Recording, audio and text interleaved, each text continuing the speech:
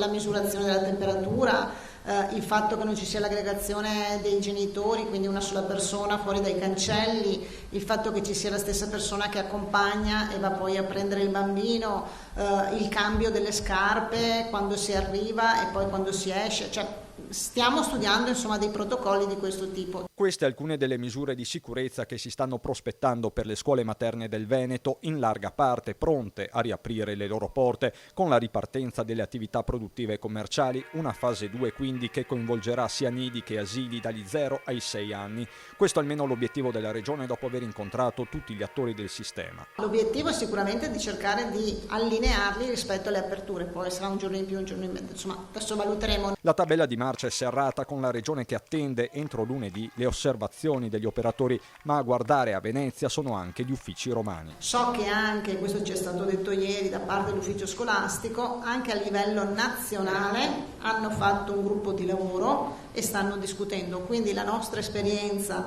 e anche il nostro apporto potrebbe essere molto utile, potremo anche partire in maniera sperimentale. Adesso valuteremo anche da cosa arriverà. Dal canto loro diverse scuole hanno dato disponibilità per tenere aperto anche ad agosto, di certo la riapertura ha diversi significati, non solo dal punto di vista didattico. Non è solo una questione di problema legato alla riapertura, ma sta diventando, e questo ce lo dicono anche gli esperti, un problema sociale, psicologico. Ci sono bambini che stanno diventando molto aggressivi a rimanere a casa, ci sono bambini che sono anche in remissione rispetto appunto a un tempo che hanno, diciamo così, perso e non si sono confrontati, relazionati con gli altri bambini.